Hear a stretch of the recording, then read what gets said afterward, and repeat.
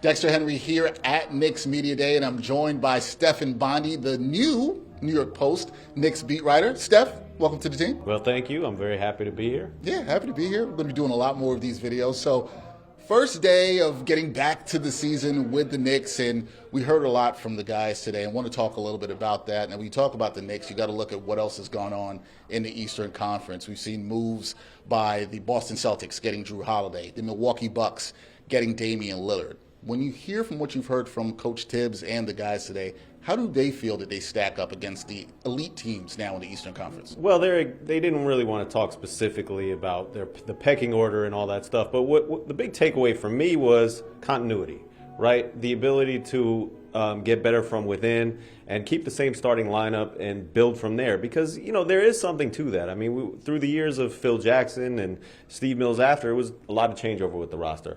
With this, they're bringing the exact same starting lineup back.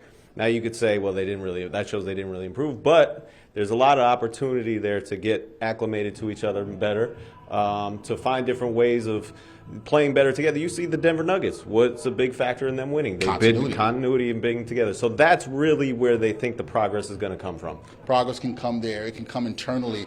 Obviously, a successful season last year with 47 wins there, Stefan.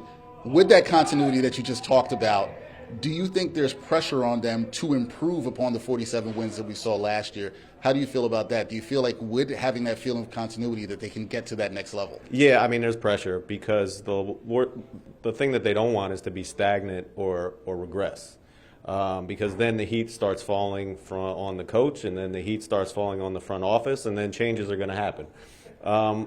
There's always pressure to get better, and with Thibodeau's first season, they played amazing. They were great. His second season, not so much. And then you felt the pressure start to build.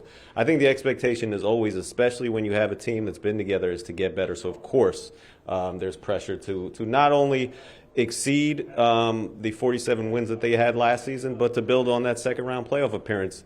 Perhaps, and I know everybody's putting Boston and Milwaukee up there already, perhaps even make a conference final. All right, that would be progress. Obviously got to the second round last year, falling to the Miami Heat. Last thing, headed to training camp. They're going to do that in Charleston, South Carolina. You will be with the team covering them there. This team got off to a slow start offensively last year in terms of shooting the ball, but then we saw improvement as the year went on. What do you think is going to be the focus of this Knicks team as they head to training camp down in South Carolina? I think it's finding a way to work Dante DiVincenzo into the mix, finding different ways that they can tinker this guard rotation, because today Thibodeau basically said we're starting with Quentin Grimes, but we're going to see how things unfold. So figuring out a way to not only work the guard rotation in, but to find out who's best as a backup four. They traded Obi Toppin. They didn't really bring anybody back to replace him as the backup four. And today Thibodeau said, well, we're probably going to use a lot of Josh Hart if we go small, and maybe even Jericho Sims if we go big. So this is figuring out different ways to tinker and see what's best with this team and what's working towards, like we talked about, a good regular season. Yeah, they're going to work towards that. Day one. Media Day, back at it. Stefan Bondy in the fold for the New York Post covering the Knicks. Steph, thank you for the time. We'll see how the Knicks do through training camp.